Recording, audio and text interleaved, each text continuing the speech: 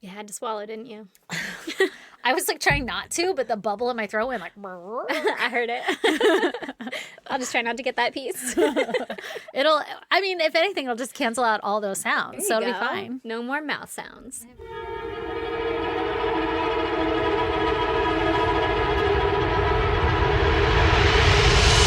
God damn! What's up, Erin? Hey. Hey, how girl, you hey. doing? Oh, better now.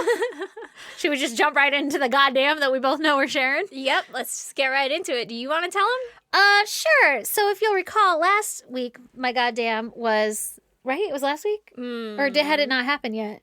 I don't know if you made it your goddamn. Okay, well, last remember. week, my child got sicketh, right? Puketh everywhere. Got the sicketh. On a lovely Thursday, puked everywhere for like 12 hours, and then it ended. And my other kid, my older one, he was just like real sleepy, but not like real sicketh. Mm-hmm. And we had, no, because last week my goddamn was karaoke. I was so excited for karaoke. Okay. So cut to Saturday karaoke party. And Great party, by the way. I'm like, I'm just not going to say anything about the pukey because it happened Thursday. And you had an event where you didn't say anything about pukey that had just happened in your house. So I was like, obviously, we're over that. It's not COVID anymore. Yeah. It is what it is. They're kids. Everybody was fine, right? That's the standard. Also, it had been over 24 hours, so you're supposed to be safe. Like, they would have gone to school. And it's not like I kept it a secret. I told everybody. He puked, but like I didn't like warn everybody. Like, hey, just a heads up. My kid puked a couple days ago. Nope, didn't do that. Which I normally would, and I didn't. And I mulled over it, and then I said, fuck it, I don't owe anybody anything. So fuck it, right? Well, about noon, when everybody's supposed to show up, my older son, he's just real tired and sleepy in my bed, and he's whining that he doesn't feel good. And I'm like, are you fucking kidding me? Because honestly, the universe is against me on quite literally everything lately, and I'm taking it all in stride and quite frankly over it. So it was going down and I was like, fuck it, I'm not gonna let it ruin my day. We're just gonna roll with it. Hopefully he'll feel better. He can rest in here. He's the older one anyway, and mostly little kids are coming over, so I'm not that fucking concerned. It is what it is. He's gonna hang out in his room and watch fucking YouTube the whole time anyway. And he did, and later on he popped up and he was well enough to go to his fucking game, so whatever, right? Well, I'll let you enter now, because literally, like, Saturday night happened. So, yeah. Sunday rolls around, and Sunday evening, so like a solid 24 hours later. Since exposure to the biological warfare of my house. Yes. Baby girl started throwing up. My son started throwing up. Brandon he fucking came down with it. Everyone in our house Guys, it gets worse. Everybody that was at the party sickness. essentially texted me that they threw up. Everybody at the party. I think it was like 9 people or something. Like all of the children. Everybody got sick. A lot of the adults, except me. Me too. Me and Lee both are fine. Yeah. I'm like, I didn't know. You guys all got some weak ass bitch immune systems over here. That's what I keep telling him too. I'm like, I can't help it that you're fucking weak. Yeah. Like, obviously, you wash your hands too much. The poor girl complex in me is like, I for sure poisoned everybody with my food. Right. And like, I am such trash that like my gut can just handle my dirty self. Yeah, no, it's not that though, because I ate the food too. And also I am poor trash as well, so maybe I have an iron stomach. I just think Jesus loves us best. For sure. Also, for the record, I fucking sanitized so much because my dad was immune suppressed. So like, I was worried about it, even though I didn't like make a big deal out of it because I was just trying to salvage the day, whatever. And I was thinking, okay, it's not that big of a deal. He threw up Thursday. Nothing else has happened, right? But I sanitized the fuck out of everything. So I was like, it's going to be fine. It's going to be fine. Oh, it's not fine. Everybody died. Everybody at my house. At least one person in every family that showed up, essentially. That's not true, though, because I think it's at least 2 people in every family at this point. Well, I know of at least 2 individuals that came that were fine, but they also didn't bring children. See, yeah, it's someone's that were inside hanging out with the kids. Also, I don't know, I didn't get it, and I've been literally face into their throw-up bowls with them, like, do you need help? Let me breathe this in with you. Same, that's why I really didn't think it was that big of a deal. And also, in your scenario, which had happened like a month ago, but in your scenario, it was just one and done, right? So I was like, oh, it must be the same thing. We got it like a week and a half after them. Or literally, something, or we talked whatever. about it, and I was like, well, good thing it already went through our house, so we'll be safe. Yeah, we were wrong, girl. Apparently and not. The fact that everybody got sick like less than 24 hours later, I was like, that's impossible. It has to incubate forever. It had to have been my food. Like, I don't know. It wasn't the food. I don't think it was the food. I don't think it was just whatever bug it was. Whatever it is, it's fucking nasty. Well, yeah, Brandon Googled it too, and it was like, 24 hours is the incubation time or whatever for like a flu or something. And so he's like, is it a flu? And I'm like, I don't fucking know. I'm not a scientist. It lasts 12 hours, I can tell you that. I don't know what it is. But And then my kids have totally different symptoms because my older one just didn't feel good, right? Was tired, looked like he worked in the fucking coal mines. Yeah. And then he woke up in the middle of the night with what I'm assuming is a fever. I never tested it, but I'm a mom, and he felt warm. Yeah. And I had to keep him home another day from school. And I'm like, God damn it, what is going on? And now he's all coffee and runny nose, where the one that was vomiting doesn't have any of that. So I don't fucking know, you guys. We're all dying. It's fucking Russia is attacking. These are the sleeper Russia's cells in of our Iran. house right now. Or Iran. I'm not sure. Biological warfare, and I spread fighting it. right now. Worst part. So Brandon was like still trying to be a trooper, right? And so I had 2 bowls in rotation. I had both kids throwing up in my bed into bowls, and I'm like, get this one. Well, here's your water. Here's some tissues. You know, fucking playing Good game, referee champ. or Keep it whatever. up. Yeah. And then Brandon was going to go sleep in baby girl's room, which is across the house. And I'm like, good, whatever. Go like, die in there. Have fun in there. And then he was throwing up a little bit. But then he was still trying to be a trooper. And so he's like, just text me and I'll come rinse out the bowl, blah, blah, blah. And I was like, that's really sweet because then I'm going to be up all night. Yeah, So like I can sleep when I can or whatever. So I did that exactly twice. The first time that I texted him, he came in and looked at the bowl and then went and threw up. And I was like, that's unhelpful. I don't think you should be doing this. You're not qualified for this job. Yeah. And then he's like, just text me the next time it happens. And I was like, You just died. I'm probably not going to. And he's like, no, it's fine. Like, I'm fine, blah, blah, blah. And I was like, okay. So then I did it again. And literally the same thing happened where he came in and then just threw up in the bathroom. And I'm like, I'll go do this now. You know, whatever. But Oh my God. this motherfucker, love him dearly. He sleeps in AirPods. Like, he wears AirPods to sleep, which is fucking crazy. We've talked about that. And he broke one, remember? Because he was, like, rolling around with it or whatever, and the whole fucking top of it snapped off or some shit. Into his eardrum? I don't know. I'm just being they both dramatic. came out. Yeah. But all of the pieces of it were out. But this motherfucker sleeps in his headphones, and he came into the bathroom, and he was throwing up. Apparently, he was throwing up with his headphone in. It fell in the toilet. It fell in the toilet. Yeah, it's a goner. I was like, I just Goner. brought him a rubber glove. Like, here you go. Oh, That's $250 fucking dollars, my friend. Every time I'm cleaning and I lean over to clean the toilet bowl with earbuds in, I think about it. I do too. I won't, like, I hold them or I'll Yeah. wear them because I can feel them in my ears. And every time I don't know, yawn, my ear stretches and it moves it. Yeah. I'm like, throwing Yeah. up? Why would you not assume that's going to come out? He probably forgot they were there because he's so used to them being in all the goddamn time. That's what he said. Because I was like, why would you do that? And I'm like, victim blaming or whatever. Yeah. And he's like- Idiot. yeah.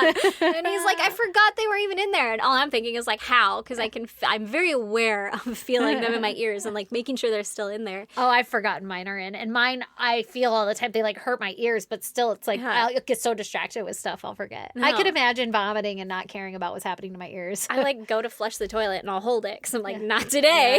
Yeah. Oh, man. It's like when your phone falls out of your back pocket when you're like pulling your pants down to go to the bathroom. Yeah, and you learn that fucking lesson hold real it quick. when Yeah. you pull your pants down. Yeah, I brought him a my God. Tupperware and a plastic glove or a rubber glove though, and I was like, "Good luck, friend." Fish it out, my bud. He's Here's like, I think it's a boulders. lost cause. And then I heard the toilet flush, and I was like, I guess it's a lost cause. But now there's been an AirPod sitting in a tiny Tupperware on our bathroom counter for a while, and I'm like, I don't know if he. Rinse that off first. Like, I don't know. just throw it all away. I don't know. Put some rice on it. That's what I thought. Like, either rinse it off and then put it in rice or something, but it's just crusting away over there. I haven't looked at it too closely. And I don't know if he wouldn't. thinks I'm going to clean it because I'm not gonna. No. Also, they were found on a plane. Oh, For well, then it's whoever's missing fine. some AirPods from a Yeah. plane, they're at my house. Well, one is. The other one's broken. Yeah, you don't want that back. Yeah, so also when Lost I cause. handed him a glove and said that was $250, I mean, it wasn't. We didn't pay for it. But also, if you want another one, It will be. Yeah. So you might want to put some rice on that. yeah. Gross. Oh, man, such shit's still in our fucking bathroom. Oh, shit. Yeah. I wonder who else is dying because it's only been like, I don't know, it's Wednesday right now. And that was 4 days Saturday. ago. Yeah, I'm sure there's more people dropping. yeah. I'm getting updates from random people and I'm like, uh-oh. I don't know. I feel like anybody who would have gotten it has gotten it by now. Like, unless it's Yeah. just going through their house. Like, I still, I guess, could get it from my children at my house. Oh, I keep waiting for it to Right. strike. I'm like, any minute now. I think I'm just suppressing it because there's times where I'm like, I have don't felt feel queasy good. off and on, but also when you're the one holding like a fever kid and like somebody throwing up in a bucket, I feel like it's pretty normal to be like, it's in my goodness. Like, I feel a little queasy. There was only one time when baby girl gagged or was throwing up and I gagged because I was like, I don't think I can handle this Yeah. one. But that was because I had given her milk like a Yeah, fucking idiot. no, and then no. it turned itself to cottage cheese or whatever in her stomach. My and then kid it came out and was like, my kid vomited eggs and Gatorade. And it was like, I can't vacuum it. It got on the floor. It got all down the bed and on the floor and everything. And like, I can't vacuum. what color was the that. Gatorade? Orange. Oh, that's not terrible. Could have been worse. Could have been red or Could have blue. been, yeah, could have been worse. Baby girl had blue. Ugh. She had a sip of the blue and then she threw up and then she just yelled after the first throw up, "It's green!" And I was like, "That's color theory, baby," That's your stomach bile mixed with the Gatorade. because it was yellow. Remember? And she's like, "Ugh." Oh my God, it's awful. So if you guys are going through it, hydrate. Yeah, you know, everybody could stand to lose a few pounds. Or It whatever. passed through. Some people can't. Somebody was texting me and they were like, I'm going to fucking die from this. I'm going to be a literal skeleton after. And I'm like, I'm sorry. I don't know what to do. I'll bring her a burger or something. Yeah. Right? I was like, oh, it'll be a good excuse to eat whatever the fuck you want after. And she's Yeah. like, I hope so. I'm like, She's "Me like, if too. I can." If I fucking survive. God damn. Oh my God, poor girl. Yeah, I should check on them. But, anyway, so don't come to my house. You'll die. But Epicenter of if you biological don't warfare. come to her house, you will miss bitchin' parties. It was a lot of fun. It was a lot of fun. There was a fire. There was karaoke. The vibes were right. There was fucking perfect. lights and food. It was great. It was great. I had a blast. My I kids didn't did want to too. leave. I did too, and I didn't want the night to end. But Yeah. also, I was very tired at the end of the night. Yeah. Like, oh, fuck. That is a lot of work. I forgot. At the end, I had planned to Uber home because I was like, we're going to rage until like 2 a.m. or something. Right. And then it was like 10 o'clock and Brandon was like, I'm leaving. And I was like, I'll just go too. I could go too. I could go home. Actually, I think it might have been like 11:30 and I was Yeah. like, this is past my bedtime. Yeah. Okay, so anyway, enough of the goddams. Yeah. Are you ready for today's case? I've never been more ready for anything Boop, in my boop, life. boop, boop. Okay, so today I'm going to tell you about Steven Hoffenberg. Okay. Hoffenberg. Hoffenberg. All right, so some people might know the name. It might sound familiar, and some people might be like, oh, wow, you've never heard that before? You're lame. But I haven't, so here we go. I know. I haven't. See? Don't be lame. I'm Apparently, going to make I sure am. none of you guys are going to be lame, and I'm going to teach you right now. All right. Tell me all about it. Okay, so Steven Hoffenberg was born January 12th, 1945 in Brooklyn, New York, in a Jewish family, and he had a twin brother named Martin. Okay. Stephen and Martin. Stephen and Martin, and they're Jewish. I know nothing about the before times, per usual. Okay. So we're just fucking diving right in, and we're Love in New it. York this Yes. time, right now. By the time that Stephen was in his mid-20s, he had run into some legal troubles. In 1971, he had pleaded guilty to attempted second-degree larceny for trying to steal a diamond ring worth $15,000 in New York. Oh, okay. I did not do the inflation on that to say how much it would be worth now, but yeah. he got busted. Allegedly, in court documents, he admitted that his whole scheme was that he would ask a jeweler to take a ring to be appraised, and while the jeweler was like in the back appraising it or looking through his little fucking Loop. yeah, whatever that is. I was gonna say barnacle, but that's not what I meant. It's not a barnacle. Bifocal. I don't know what I was. It's a jeweler's loop. There you go. When he's looking at that thing, then an accomplice would come into the store and steal jewelry when nobody was watching. Right. Ooh. Now, later, Stephen goes on to deny these claims and says that it's a case of mistaken identity. Like, that wasn't me. That was somebody else. It was Somebody the else. one-armed man. Yeah, exactly. That wasn't me. In the same breath, he also admits somewhere down the line that he has a history of being involved with theft before. So, pretty sure he did it. Mm-hmm. In the early 70s, Stephen founded Towers Financial Corporation. Okay, before Okay. I get too far, I should have started this with this. This is going to be another one of them stories where there's a lot of trundles. There's a lot of arms we're going to have to go down. Okay. And it's a lot of really smart shit or shit that I'm just not educated on. So I had to teach myself a lot, and then I dumbed it way down to share with you guys. Thank God. Okay? So if I go rogue or if I'm going too fast or if you're like, that doesn't make sense, please stop me because I might not have the answer, but I'll try to. Okay. Okay. And I feel like I'm going to share this and everybody's going to be like, you dumbo, that's just how it is. And I'm just learning this, okay? We're all just learning that Okay. this is how it is. Disclaimer, I'm not dumb. I'm just educating myself. Okay, so here we are. It's the early 70s, and Stephen founded Towers Financial Corporation which was a New York debt collection company that bought unpaid bills from hospitals, banks, and phone companies. And he served as CEO, president, and chairman. Okay. So he would solicit money from investors. Oftentimes these investors were like everyday working people like firefighters or even like the elderly or disabled people or just like single income families that wanted to make money for their children in the future. Like they're finding something to invest in, right? Okay, yeah. So he would solicit money from investors and then he would take those funds and he would buy up unpaid bills from companies who like had, you know, clients that were defaulting on their bills, not paying.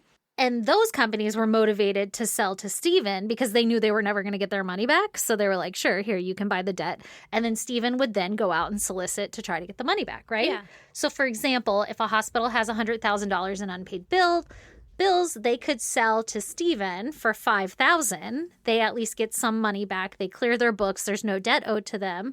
And Steven can now then use high tactic plans like mass letters and calls and payment plans or even lawsuits to collect on that debt. Knee breaks, whatever. Right. Exactly. Whatever you need to do to get that money. So even if he wasn't able to collect the full $100,000 of debt that he bought, if he just collected like 20 grand of that, it was still a lucrative business. Yeah, makes sense. So he's like tripling his money, basically. The business required low overhead costs as well, so it proved to be successful at first. Okay. Cut to 1987. Steven is introduced to a man named Jeffrey Epstein. Oh, You knew it. You knew it. I knew it. You knew it. I know that guy. Okay, now in order to know the connection to Jeffrey, I have to explain this next little part. So here's our first little trendle that we're going off on. So stick with me, okay? Leave Steven where we're at. Pin and Steven. Pin and Steven. So now Jeffrey Epstein was introduced to Steven by a man named Douglas Lacey, who was a British defense/arms industry figure. Okay. So not to get too far off topic, but in summary, Douglas Lacey was known as a, quote, middleman-like figure for major British arms deals like the Al Yamama arms deal, which I had never heard of. And I don't haven't even either. know if I'm saying it right. I hope you are. Yamama.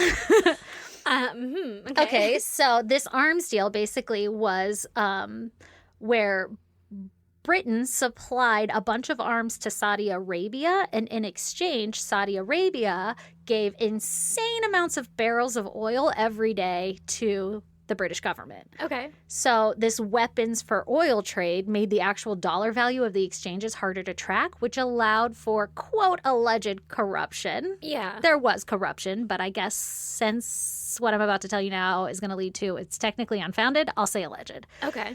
So supposedly what had happened was the British company that provided the arms, they're called British Aerospace or BAE. They offered Saudi royals bribes to secure the weapons contract with them. So like imagine it being like our major tech companies, and they knew that this deal was going down. And so they were like, hey guys, I'm going to pay you a lot of money if I win the bid on that contract, because then I can make $1 bajillion off of giving arms to you from my government. My government will pay me to make the arms for you so that they satisfy their end of the deal and they'll get oil out of the deal. Yeah. And so what BAE did was they set up a shell company and they hired one of the Saudi royals as like a bogus consultant for something so that they could say that they're being legally charged for something, but they weren't really consulting on anything. Yeah. And then, you know, the Saudis would get a big chunk of change for their fake services, and then they won the bids. Okay. Makes sense. So then Saudi Arabia then sends the oil to the UK Ministry of Defense, and then the Ministry of Defense, they sell it to the international markets, the oil, so that they can get money to pay for the British Aerospace to build the weapons. So it's a whole cycle of things here, right? Now, British Aerospace, they made billions off of this deal. Like, nobody walked away poor. Yeah. And when the American government began to question if there was some nefarious activities going on, right, like, this looks like ripe for corruption because of everything I just explained, BAE admitted to charges of false accounting and making misleading statements in connection with the sales. So they kind of admitted, like, yeah, we're fucking fudging some books and shit to make this happen. Okay. The British Serious Fraud Office began investigating. Not the serious fraud office. Serious Fraud Office. They're like, this isn't just basic fraud? the basic fraud office. This is the serious. This is like super serial. So the British Serious Fraud Office, the super serial ones, Yes. they come in and they start investigating the issue in 2010 because they're like, you're right, guys. There might be something fishy here. But the investigation was discontinued after political pressure from Saudi and British governments. Oh, they were like, stop looking. Don't do that one. Don't look at us. Stop it. God, why are you even looking over here? So that's why I say alleged crimes, but that's fishy. That's a little suspicious. Okay. Okay, now back to Douglas Lacey's role in all of this. Okay. He was basically the financial broker intermediary for these bribes. So he would take the money and transfer it into, like, he would take the money from the British aerospace, right, the bribe, and he would go put it into an offshore account on their behalf, and he would take a percentage of the fee to be like, this is my broker fee for me to carry this money and put it in this offshore account. And then he would use that offshore account to pay the Saudi prince through that shell company or whatever. He was like the in-between guy. Okay, as you do. Got it. Right. Now, allegedly, Jeffrey was introduced to Douglas by another finance exec guy that Jeffrey worked from. This is as far back as I've ever like really dug into Jeffrey's finances and where he got money and shit. Mm-hmm. And I haven't really tracked this all the way down, but, you know, Jeffrey Epstein started at a fucking school or whatever, and then he gets into some like big law firm on a scam, and that law firm is the one who recommended him to Douglas. Like, hey, I know a guy that can really help you out with the scams you're running over there. Mm-hmm. This guy named Jeffrey Epstein. Also fucking shady. Right. So allegedly, Epstein worked for Douglas, essentially providing tutoring to his son, to Douglas's son, and then in exchange, Epstein got to learn all of Douglas's ways. Oh, okay. So he taught Epstein how to work the system, essentially. His little apprentice. Right. Okay, so back to 1987, Steven Hoffenberg. Mm-hmm. He's running that debt collection company, and he needs like a reliable financial person to help him with his business, which is when Douglas recommends Jeffrey Epstein for the job. Because he's like, well, I know this guy. He's basically a genius at hiding money, and he has no moral compass. And Steven was like, ding, ding, ding, that's exactly what I need for my company. Yeah, perfect. Right. So he hired Epstein as a highly paid consultant at Towers Financial, reportedly paying him about $25,000 a month for his services. Damn. And provided him with office space and a multi-million-dollar loan, which was never expected to be paid back. Can I have one? What? How do I get that? What? Like, just because he's willing to do nefarious things? I'm guessing. Yeah, that's... like a cool high price opportunity. To pay to keep your mouth shut, I suppose. I guess. So shortly after Epstein's arrival to Towers Financial, between the years of 1988 and 93, Towers Financial operates in a full Ponzi scheme business model. Mm-hmm. They raise over $400 to $475 million selling bonds and promissory notes and using new investor funds to either pay earlier investors or to cover expenses and to finance their lavish lifestyles. Okay, so they're just getting investors to take give their them money. Okay. They're not actually doing anything with it. Cool. During this period, Steven would later describe Epstein as, quote, his best friend and, quote, wingman in raising hundreds of millions of dollars, claiming that Epstein helped design and execute the whole scheme. Okay. Steven will also later claim that they eventually started to operate by not even trying to sell the debt, but instead sell the bonds as promissory notes against the debt. So they were like, hey, if you give me $100,000, I'll return it to you at a certain percentage rate increase because my business is booming, right? Yeah. So like invest in my company, I'm buying the debt with your money, and I'm doing such a good job at collecting the money back that for sure you're going to make money off of this. And they just wouldn't do that. They would take the money and they would scram. And then if anybody was like, hey, how's my money doing? They were printing up false reports to say, oh, look, you've already made this much money. And then if anybody tried to cash out, they would just like disappear. Oh my God. Yeah, they were just literally robbing people. Okay. Yeah. Isn't they kept it crazy? up. Like they would borrow from somebody else to like rob Peter to pay Paul kind of thing, just to keep the scam going for as long as they could. But essentially they were just like taking money and running. Isn't it crazy that like a man in a suit can just take money from a corporation or whatever with like absolutely no repercussions? They do it still. Like everything I'm outlining look, I'm wearing like, a nice suit. Everything I'm outlining is literally still happening today. Yeah, like it's how it operates. Fucking crazy. Yeah.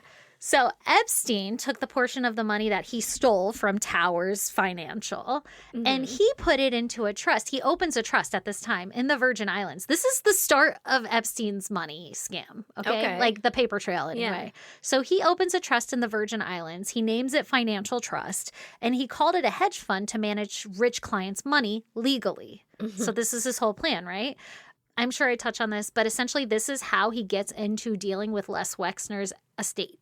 Yeah. Like, I can handle your money. I have this hedge fund. Come put your money in my hedge fund and I'll make you millions. Let me have full control of it all. I've got it all, right?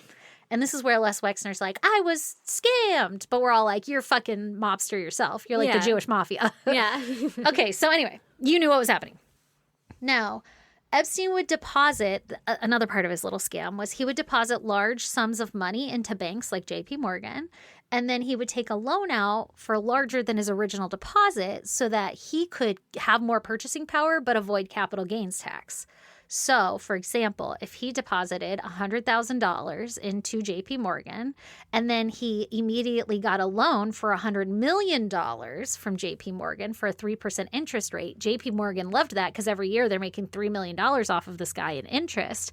And now Epstein has just like, I don't know, 100-fold increased his purchasing power. He has $100 million. He can buy himself a fucking jet. Okay, so this is how Epstein did this, was he would put some money in, large sums of money in, but take way more out, even if it was exactly the same amount, and he's getting charged an interest rate, but he gets to dodge taxes. So he could spend that money and everything and not get, like, doesn't have to claim anything against it. Okay, that makes sense. So what's crazy, though, is that the only illegal part of that whole scheme I just told you about is that Epstein stole the money in the first place from towers. Everything else is legal. That's how, like, Donald Trump makes all his money and all this other shit. This is how they avoid taxes. It's like a known scam. I'm sure it's frowned upon, but it's not technically illegal. And then JP Morgan, they are kind of like poo-pooed on because there are systems in place that would flag those kind of transactions, like large sums of money going in and out.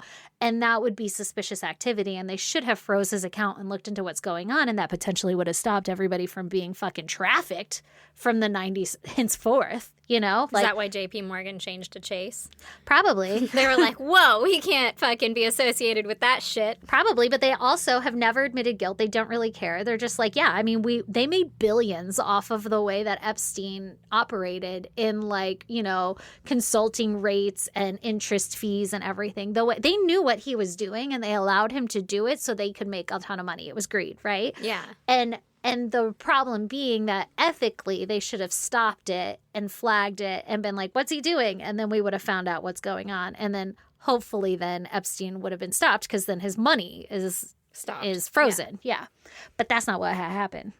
Because it's other rich men protecting rich men. Exactly. And everybody's 100%. getting a fucking piece of the pie. So. And who knows who Epstein actually knew or not. I didn't dig that far. And this isn't about Epstein. I'm just explaining his ways, right? Right, So, yeah. And all of this is important to the context of the rest of Steven's story. Okay. So another interesting business venture that happened around the same time that Epstein joined the crew at Towers Financial was that Steven attempted to take over the failing Pan Am Airlines. So Pan Am used to be this airlines that was like, you know, so kind of like the party airlines, I guess. That's what I think of it as, because it had like a bar and there were like levels. You could go to the top floor, the bottom floor, or whatever. And I just know it remember failed. The flight attendants were like thrilled to be a Pan Am girl or something. Like Yeah. they had their little costume, uniform, whatever. See, like it was and a cute thing to do. That's the part that makes me think this is probably why Epstein advised Steven, like, hey, you should take this airlines. Because he had his whole thing. He was like, you know, trafficking people in the air. Like, Who do you think the flight attendants were? Just thought of that. That's right what now. I'm thinking. That's why I'm probably like, oh, this is already marketed to be what it is. Yeah. We can make so much money off of this. You should buy that failing airlines. Yeah. Okay, so Steven attempted to use the money that was in the reserves for one of the insurance companies that he had come under ownership from his towers, whatever. I don't know why he Love had... it when I just come into ownership of Yeah. fucking businesses. I don't know, because if you're buying the debt, like maybe he just bought the company. I don't know. Anyway, so he had a company that was like an insurance company that he had access to the reserve funds for. Okay. Now, these reserve funds would originally be used for like if somebody at the insurance who's like a policyholder needs to cash out, you would use that money to pay them out, right? But Steven used that money instead to try to buy Pan Am's, like failing airlines. So he put this large sum of money, $3 million up, so that he could try to bid for the highest bid on this fucking ownership of the company. And I guess it was like a really intense bidding war or something. And the SEC, the Securities and Exchange Commission in America, they were like, that's kind of suspicious. Like, where'd he get that much money from? It's really weird what's going on, because I think it wasn't put up as like hard cash. It was put up as like a promise. Like, I have $3 million. I just got to go settle some shit and then I'm going to buy it. And the SEC was like, that's really weird. And when they looked into it, they realized that he was just fudging. Like, it wasn't actually his money and it was coming from the reserves of a company that he owned. And they were like, that's fraud. You can't do that. And so they stopped the bid from moving forward, and they stopped him from even being allowed to bid on the airlines. Wow. Okay. Yeah. And the airlines went bankrupt and whatever. It's no longer a thing. Womp womp. So it was this stunt that got the government's attention of Steven's illegal business ways. And while there wasn't a full-on investigation yet as to what was going on, they were on his radar. Like, Steven was on his radar. Yeah. On their radar. Yeah. And also in the red because he needed his next big cash cow, right? Like, you have the whole Ponzi scheme thing is you have to keep stealing from people in order to pay the people that you stole from in order to keep everything calm, right? Yeah. And he was hoping that this Pan Am thing would be his next big cash cow. And he's like, oh, fuck, I didn't get it. And now they're on to me. This isn't good. Yeah. His next scheme hit when the New York Post, which is a journal newspaper. I don't know if they print newspapers, if they did then. But Rag. Yeah, exactly. They were filing for bankruptcy in 1993. So Steven saw his opportunity and he swept in to take temporary control of the Post, and he pumped in $300,000 to $500,000 a week into the Post to keep it afloat. God damn. He's like, I'm just going to save it all. I'm going to use my money from the Ponzi scheme. We're going to save it all. We're going to turn this into our cash cow. All right. Meanwhile, at the same time, the SEC was hot on Steven's trail and realizing that he was operating a major Ponzi scheme, and they froze all of his assets. They were like, you can't be buying this now. Oh, like, wow. what the fuck are you doing? Yeah. Like, he was already flagged, and he just kept steamrolling ahead. Yeah. Wow. It's like they were doing what they're supposed to do. That's crazy. Isn't it? Well, Steven saw the writing on the wall, and he had some, quote, guards bust into the New York post office and essentially repo $6 million worth of assets to pay himself back for the loan that he had been putting into the company. What the fuck? So he saw what was happening, and he was like, we're going to go ahead and just steal all that. I'm going to get my money back because you're not going to take my money from me. Like, they froze everything, right? Yeah. So he's like, I'm just going to fucking burgle my own place? 100%. And immediately the SEC saw what was going on, and they sued Steven Hoffenberg and Tower Financial on February 8th, 1993 for fraud involving over $400 million in misleading investor statements. Wow. That's a lot. That's a lot. Now, in between the time he was charged... And then they were like, who's working with him? Jeffrey Epstein? And then it all stopped. You're not wrong. So, in between the time that No, Steven... I am wrong. It didn't stop. Oh, I thought you meant like the investigation stopped. Oh. It's like, you're pretty close. So, in between the time that Steven was charged and before his trial, he filed for bankruptcy, obviously. Yeah. And this just exposed the totality of his fraud because it opened up his books to everything, to depositions and all this other shit. Right? Yeah. And he's like, I don't know, man. I just asked them for money and they gave it to me. Right, exactly. What's so illegal about that? In 1993, Steven entered into a plea agreement with the Southern District of New York prosecutors who were going against him, right? Mm-hmm. And he promised that he would spill the beans on everything going on at Financial Tower, and in exchange, he would get complete immunity. That's a pretty fucking sick deal. Yeah. Considering it's his company. Yeah. Well, he lied to them right away. I mean, the whole deal was like, you have to tell us the whole truth and you can't continue your Ponzi schemes. If you tell us the whole truth and don't continue your Ponzi schemes, you're free. So he lied to them right away. And he said that he was just a sales consultant at Tower, not the owner. And while he was doing that and lying and leading them along, he started another side gig to get some more money. So he's a fucking idiot. So he's also continuing his Ponzi schemes? Yes, he's slimy. Mm-hmm. Obviously, he gets busted for that. And the feds gave him a chance to come clean. Like, hey, man, are you lying to us? And he still kept lying. So they took the plea deal away. They were like, well, now you just told us everything that's going on and you don't get the plea deal anymore. Yeah. And we can just say it was you instead of everybody that you're trying to blame. Right. We can see. Right. Now, if I were to look at this in a retrospective lens, and under the lens of what I'll just say mafia, now I don't mean like the Italian mafia or whatever. I don't know who in the mafia or whatever, but if we're just going to generalize this whole fucking Epstein scam as like some sort of mafia type like thing, that sounds very mafia like, right? Like, yeah, I'll lead. I'm not going to tell the feds anything. Yeah. I'm going to fucking lie to them. Yeah. Meanwhile, we're going to scramble and try to get a problem solved here, right, Jeffrey? You know, like that's how I look at this. I don't know if that's what was going on. Like, we're in this together. Yeah, but like, sure. Okay, but then Steven fucks it all up. He gets busted. Now, in April of 1995, Steven pleaded guilty to multiple counts, including conspiracy and securities fraud for the Towers financial scheme, because he got, right? Yeah. And he's like, fuck it, my best bet now is to plead guilty Yeah. and see what I can get. As soon as he pleaded guilty, he was taken into custody, and Steven explained right away that he wasn't the only bad guy in this whole setup and that Jeffrey Epstein was actually the mastermind of it all. Like, I didn't know anything until Epstein got here. Mob rules out the window. He was like, actually, I am gonna fucking sing like a bird. Yeah, fuck this. But also, we have to keep in mind that Epstein was attractive to Steven because he had no moral compass, right? Yeah. So, like, was Steven already doing nefarious things, or did Epstein really teach him his ways? Or is it a combination of both? He was already pretty slimy and shady, and then Epstein just taught him how to do it, like, real slick. Yeah, but not like that slick, apparently. Evidently. And for him to be like, we were best friends, and he was my wingman, and all this other stuff, you know? Yeah. So, he says, hey, Epstein was involved. Prosecutors claim that there was no concrete evidence to tie Epstein to the Tower frauds, like core operation, Just despite... because Epstein had a lot more money. Well, and he was putting it in that offshore account and shit. And he was, like, hired on the books as a consultant and was being paid for his fees. So they're like, he was the consultant, you were the owner. Like, Epstein got off the hook. Yeah. Also, I guess everyone who worked at Towers was aware of the scam, and Epstein was smart enough to dip out of the company in 91, so before it got too hot. Oh, wow. So he was already out for a couple years by the time that Steven pled guilty and all this other shit. But he was involved and allegedly was kind of the mastermind, and Yeah. he didn't... Helped to build it into what it was. They didn't even investigate Epstein. They were just like, yeah, man, you hired somebody, whatever. Or they knew who Epstein was, and they were like, let him go. He's part of our CIA or whatever, and that's how we got you. Or I don't know. He was I don't like, know. have you seen all of my shit? Would you like some of it? How do you think we caught you, Steven? Yeah. You might have a mole in your operation. Right. I'm just speculating wildly. Sure. Okay. Anyway, so, or maybe not. Epstein gets out. He doesn't get blamed for anything. The Towers fraud scam robbed so many families of retirement, college funds, life savings. And these weren't like rich people trying to get richer. These were No. just like me and you Like trying average to Joes. play the game. Like, how Yeah. do we play this game? And Yeah. Steven's like, give me your money. I'll show you. And then he took it. He literally took it and so bought himself a fucked up. yacht. Like, what? That's fucking crazy. Yeah. So all of this just so some old rich dudes could get richer. Did anybody get their money back? Or like, you know? Oh, I'll tell you. Oh, okay. Oh, I'll tell you. So in 1997, Steven Hoffenberg was sentenced to 20 years in prison.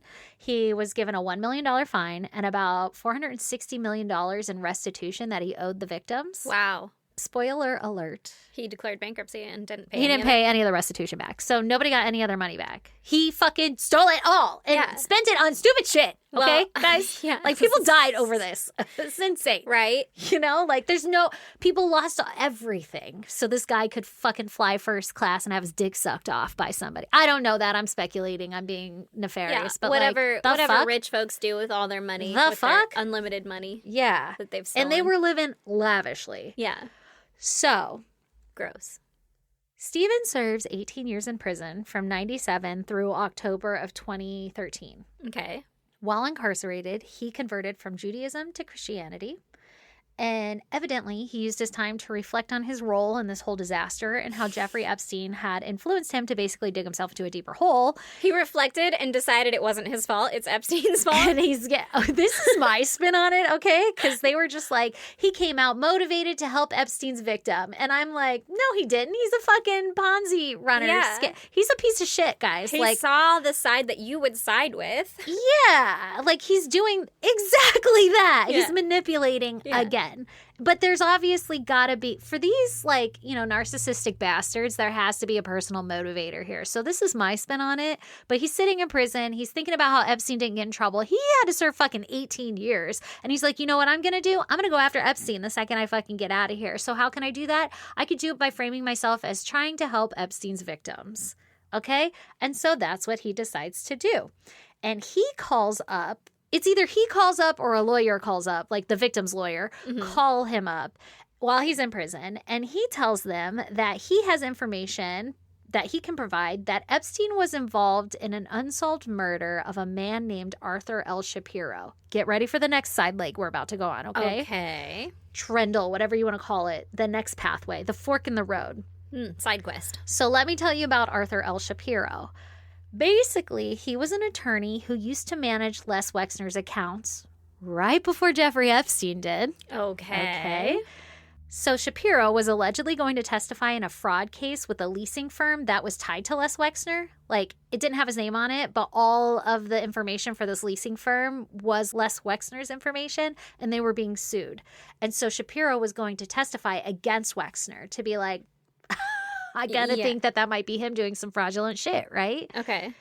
Well, he got taken out mob style, like shot to the head in the middle of the daylight kind of thing. God damn. Yes, exactly. And so to this day, Mr. Shapiro's murder remains unsolved, but there's speculation that because he was going to sing like a birdie, he got killed. Yeah. And now here's Steven saying, I know that Jeffrey Epstein is the one who did that, or at least played a part in it, right? Yeah.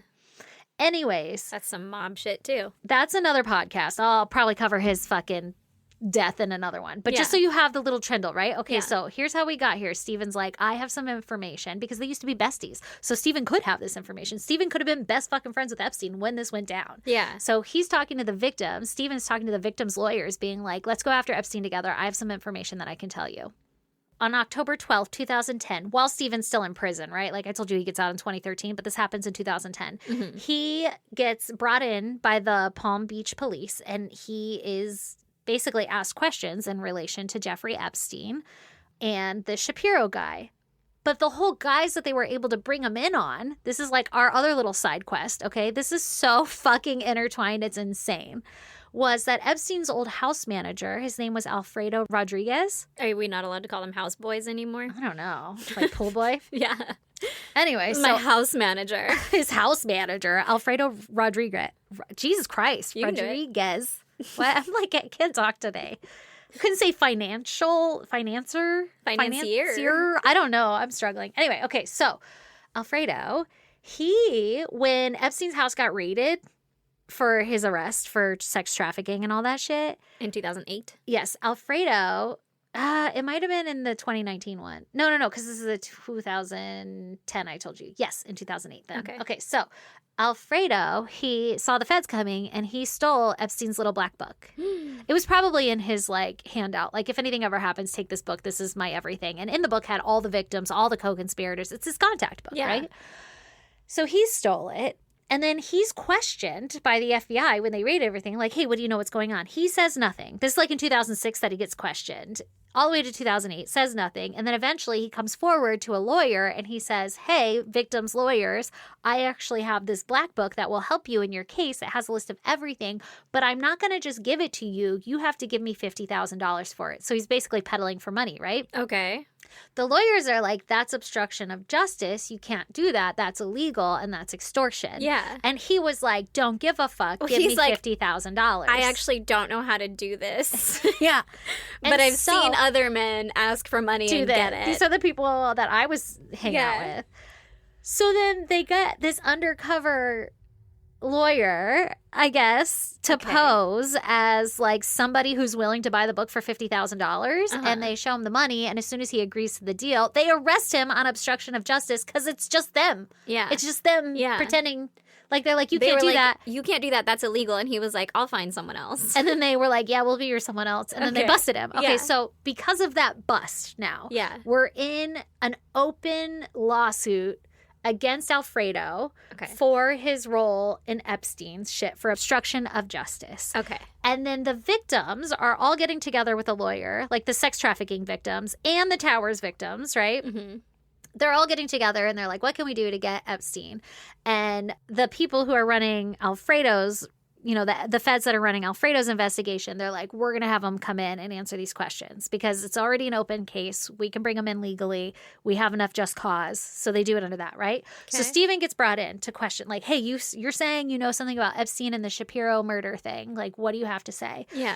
Well, Steven basically replied that he wouldn't answer anything until he had an attorney present, but that he was happy to help, but he needed an attorney present. And that's where that story ends. I have no idea if they get him an attorney or if they're just like, he's fucking stringing us along, or if the feds are in on it and they don't want to go after Epstein, so they just let that lead drop. Like, there's so much icky shit in all of these stories that I don't know the truth there, but I just know I couldn't find any information on if Steven actually really ratted him out. And I went through the fucking files. Okay. I saw all the notes, the FBI, like 302s, whatevers. Maybe those haven't been released, the ones where he actually says what's happening. Mm-hmm. But like in everything else, he's just like, I won't speak without a lawyer. Okay. So after Steven's release from prison in 2013, so I'm just setting the stage that even while he was still in prison, he's like, we're going after Epstein. Mm-hmm. I'm setting the stage that Stacey thinks that he's still being nefarious. Like, yes, we should go after Epstein. And yes, I guess that's great of you to help. But also, you got a chip on your shoulder for sure. You're doing it for your own personal gain. Yeah, which I guess we can all benefit from. So after Steven's release in 2013, he publicly portrayed himself as wanting to help compensate his victims, the tower victims, and other victims of Epstein's. Mm-hmm. And he kept insisting that Epstein was way more involved than previously portrayed. Mm-hmm. And like, you know, the victims should be upset because if they had been caught sooner, they probably wouldn't be a victim, all this other stuff, right? Okay. He's like, oh, guys, had I not made this company, I could have helped you all not get raped. Yeah. On October 9th, 2013, Steven allegedly faxed a, quote, working memo to Epstein, essentially saying Epstein needed to use the money that he stole from Tower Financial, that he put, like, the base of the money that made him as rich as he is. Mm-hmm. Steven said, you need to use that money to pay back the victims from the Tower Financial thing. Or else. And if he didn't, then Steven was going to oust Epstein for the whole massive loan thing that he had running at JP Morgan and everything, right? That technically isn't illegal, but it's also not really illegal. Like, it's this gray area. It's like, I'm going to highlight that and let everybody else decide. And that would scare investors away because Epstein's doing the same thing, right? Like, give me your money, I'll give it back to you. But really, he's just taking it and running. Yeah. And so Steven's like, that's going to scare investors away. It's going to fuck up your whole thing if I blow the whole top off of this. So you need to go pay them back at least, and then I'll leave you alone. Okay. Well, Epstein basically ignored the threat. Now, when I went through the files and everything, there's lots of emails back and forth between lawyers, so he wasn't really ignoring it, but in person he just didn't respond, right? Okay. But the lawyers were like, yeah, it's gonna be, we don't need that. Well, that might be a problem. Yeah. Exactly. So Steven would contact the victims personally, like his and like Epstein's sex trafficked victims. It was like, you have a call coming from the New York Corrections Facility. Yeah. I think at this point he's out of prison. Oh, okay. But he would call and he would encourage them to sue Epstein, offering to serve as a witness and provide testimony in their cases. So he's actively stirring the pot. Yeah, he's looking for people to cling on to take Epstein down. And some might find that admirable. And I don't mean to be an asshole, but like I am really hard to forgive. It's kind of one of those too little too late almost. Yeah. Like I'm glad you're doing it, but also what's in it for you? Are we going to get the truth? Because you've lied so many fucking times throughout this that I really don't believe you. And you started this. Yeah, it's your fault we're here. I mean, you had a big part of it anyway. Yeah.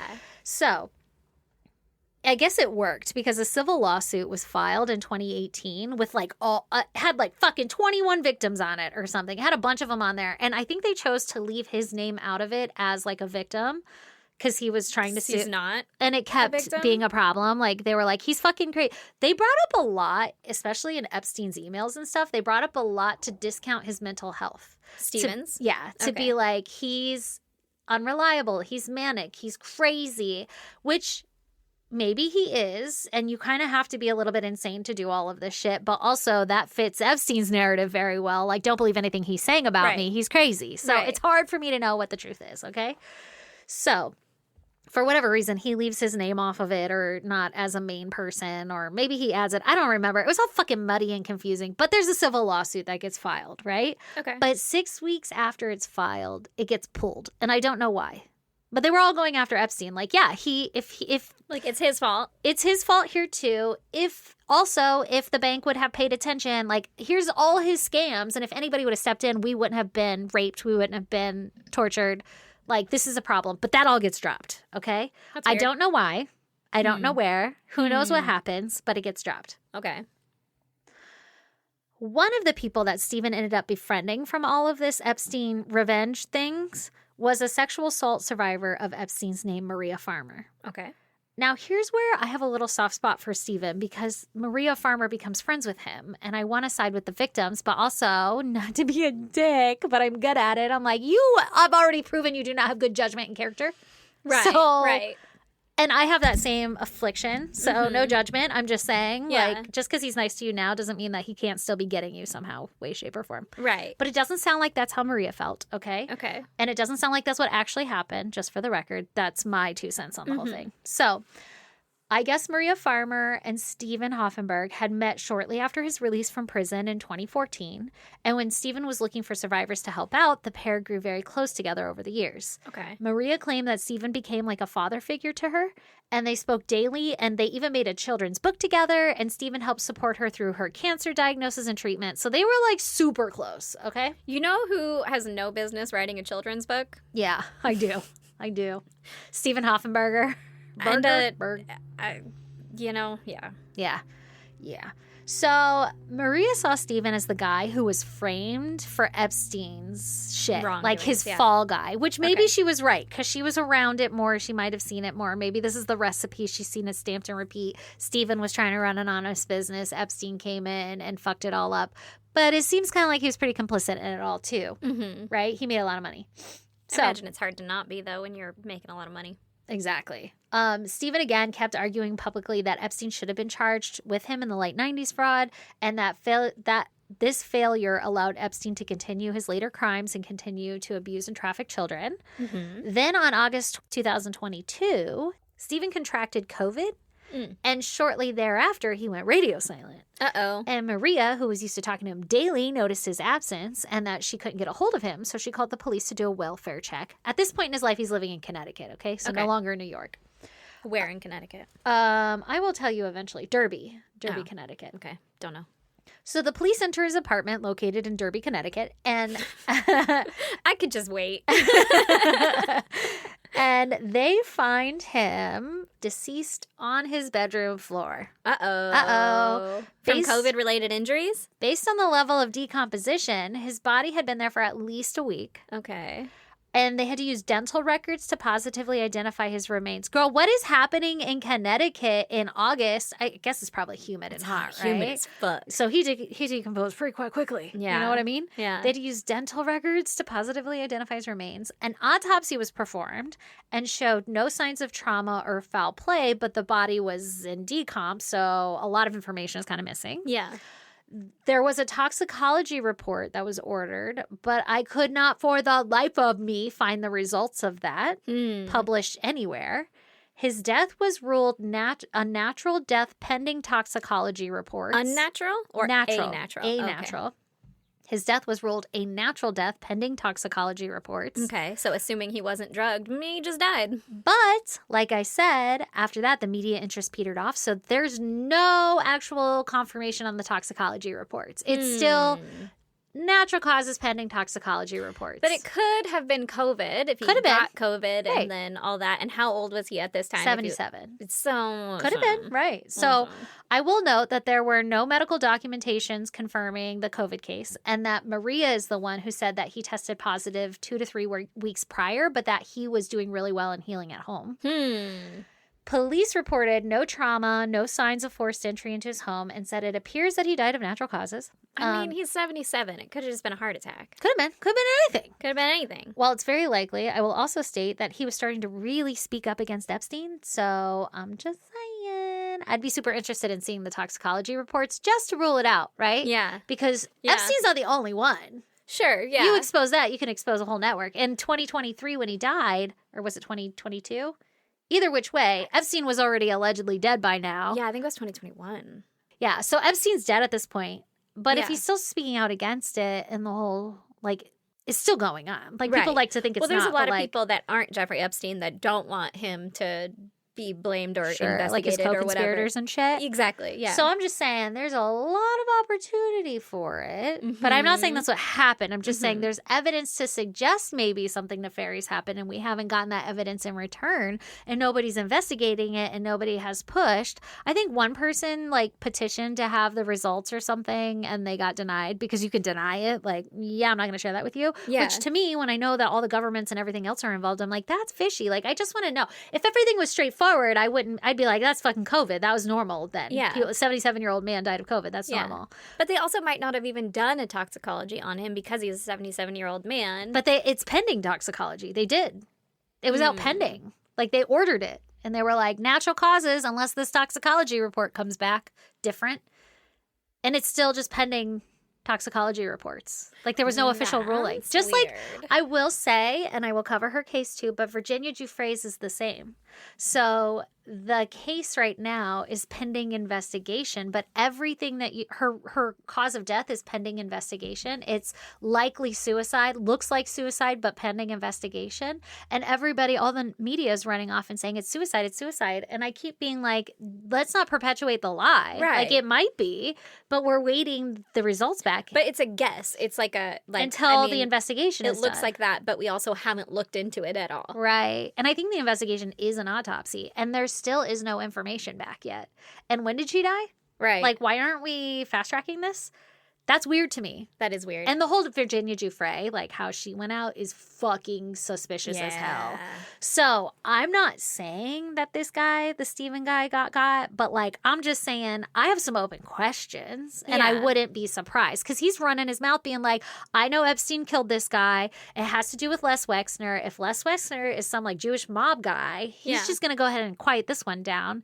And oopsie, it looks like he got COVID and died. Whoops. So easy to do. Just saying. I mean, I'm for it. I'm following your rabbit hole Logic here. I'm following the logic. I like it, but it's hard to. That's not what the authorities are saying. The authorities are like, it's most likely natural causes pending toxicology reports, and we just never got the results back. Which is crazy. And if it was nothing in the toxicology, you would think that they would just release that. You would think. And I would. And maybe it's because public interest died? I don't know. But even so. Yeah. Just to like square up all your loose ends. Yeah. Or when That's it's requested, be like, oh my God, sorry, I forgot I never did that because I forgot all about it. Here it is. It's nothing.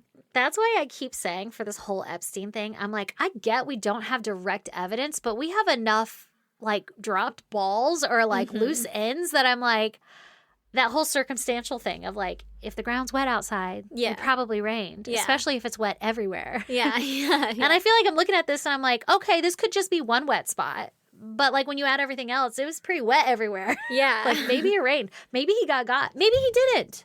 And maybe he was just like his co-conspirator. Maybe he and didn't. he died of natural causes and he was just trying to ring the bell. But then also like investigate that fully and prove that nothing happened. But we don't have that. We don't have the benefit of that because they don't want to investigate, which makes me think that it's wet outside, guys. Yeah. That's fair. That's fair. I'm with it. I'm for it. So my last couple of bullets. Steven Hoffenberg died at the age of 77. At the time of his death, he was living very modest life in sharp contrast to his earlier period of extreme wealth that he was spending all the shit that he funded by his Ponzi scheme. So like I said, I did dig through the Epstein files for everything related to Steven Hoffenberg. There was a lot. I like was digging very detailed, and about like the 50th lawsuit I was like, I can't read this anymore. And then I just went right to emails, like just to find the emails that were being sent about him. Yeah. So I'm sure I missed some things, but I'm going to walk you through the emails I saw because I just think it paints a very interesting picture.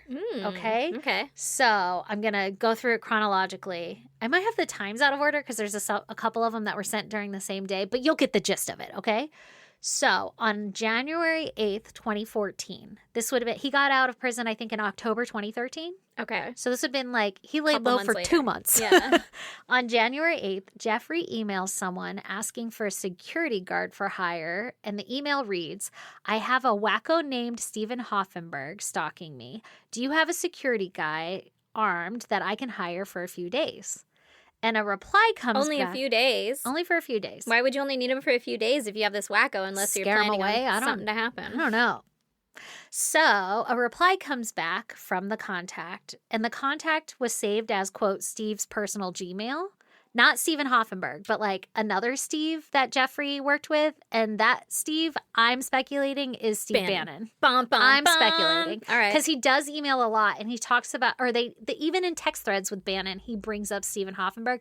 I didn't write all those down because he's just talking shit about everybody. Yeah. But he brings up Hoffenberg very flippantly, like, there's just some crazy guy that's after me, whatever, Steven Hoffenberg. But he's also talking shit on everybody else that I was like, I want to read this to everybody, but it's not relevant. So I stopped. I didn't go down that trendle, okay? All right.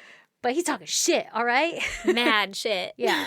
So a reply comes back from Steve's personal Gmail that suggests a security guy named Richie. All right.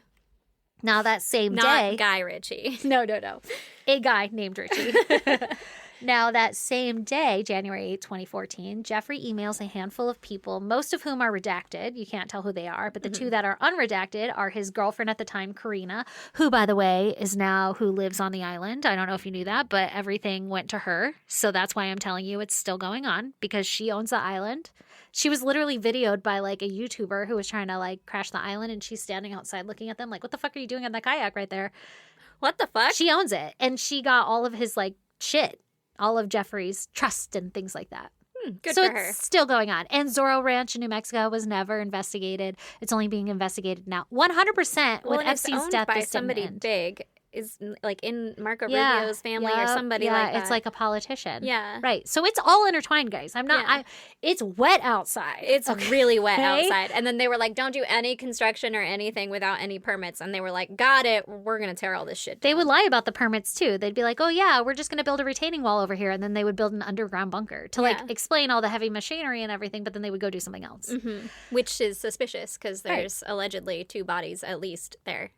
Right. Which all I'm saying is like everybody's like, oh, we're going to go dig. They're not there. They fucking dumped sulfuric acid on them to get rid of it. You need to test the soil for that kind of shit. You need to look for some weird ass spots, but like you're not going to find a body. They're billionaires. I hope they do, but they're not going to. It's also more of the like pony song and dance. Like it's too late, too little. Mm-hmm. You got to do something way bigger. You got to actually investigate this and start pulling the people from the papers.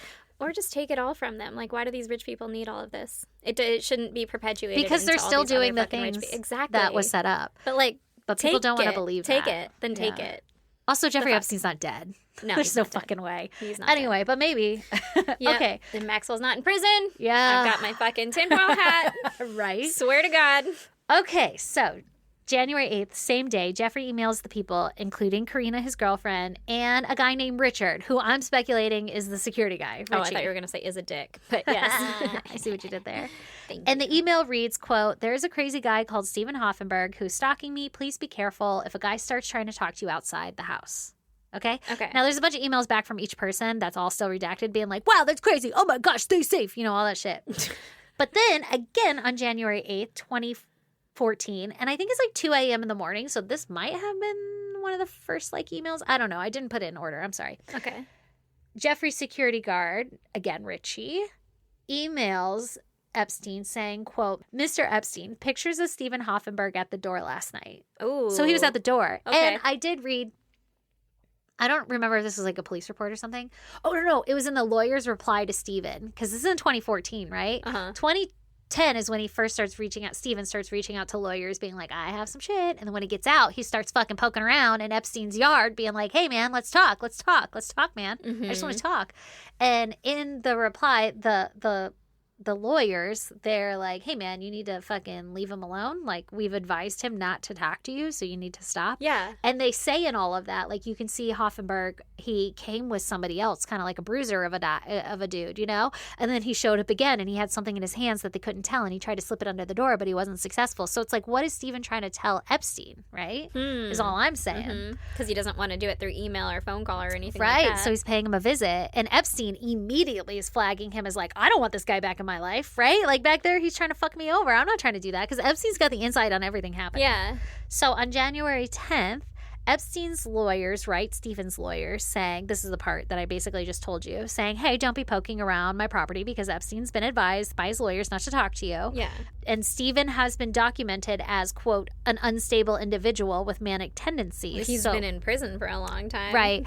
And I think the judge had said something like he's manic and unstable or something. So that's what his lawyers are running off of. It's not like they have medical files. They're just like, he's been dubbed as manic and unstable, so he needs to stay away. You need to cease and desist. We're not tolerating it. Which is fair. Right. So January 12th, so just 2 days after the lawyers contact Steven, a redacted individual who I am speculating is Epstein's secretary lady, who could possibly be a victim, but also is named as a co-conspirator. So I don't know how that all works, but her name is Leslie Groff, and she does a lot of like his appointment setting and shit. Okay. It's redacted, but based off of the context of everything, I believe it's from her. And the email that is sent to Epstein's lawyers, his personal lawyers, and it's saying that she got a call from Steven Hoffenberg and heard his name. Like when she answered, she heard his name and freaked out and hung up. But he called back 2 minutes later and he left like a long voicemail. And in the voicemail, he was telling her to tell Epstein that he can help Epstein and that he's got the feds all lined up, he's got the banks all lined up, the lawyers' victims all lined up and everything. They just need to talk because he can help. And he's telling Leslie, who I'm speculating is Leslie, that she needs to be careful too.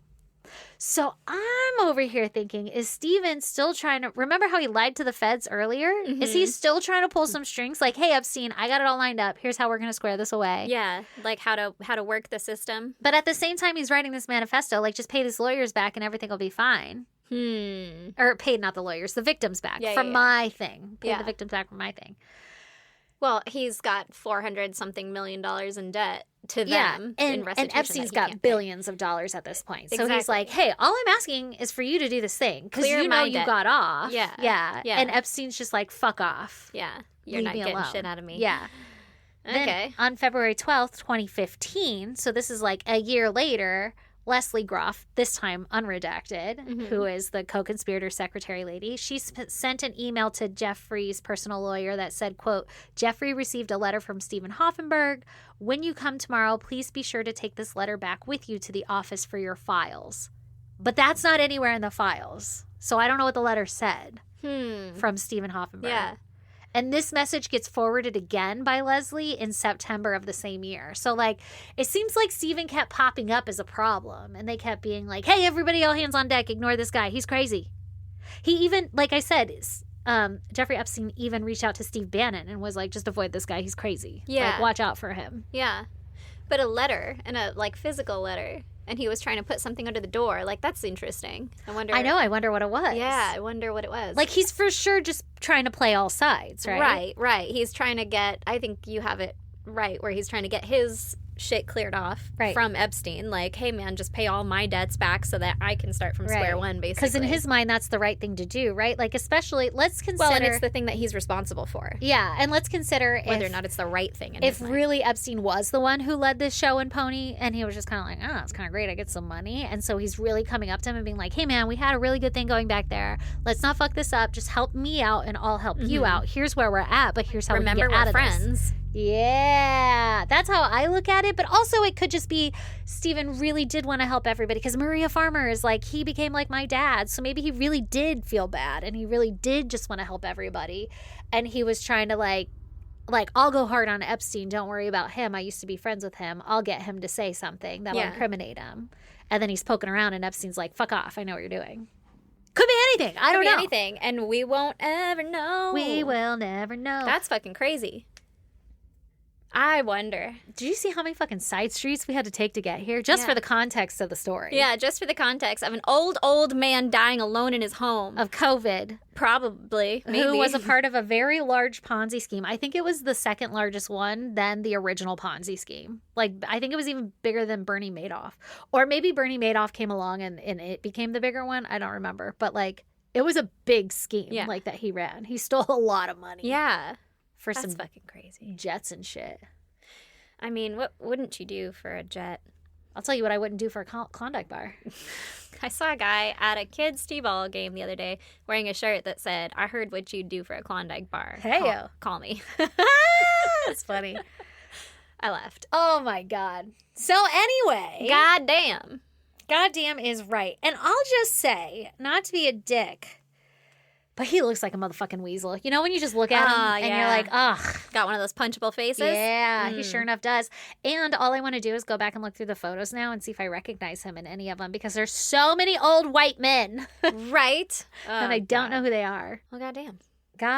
Like, was he ever on the island? I don't know. I didn't look at the logs. I should have looked. I ran out of time, guys. 100%. This took me like 3 days to research this. You were finishing it this morning. Yeah. Also, another annoying thing about these Epstein ones, because like, I'm very interested, right? But I also don't want to sell you guys my conspiracy theory. Like, I want to know, is there probable open door, right? Like, for me, to tell you that the toxicology report never came back, that's an open door for me to say to you, I don't know. That's kind of weird, There's right? questions.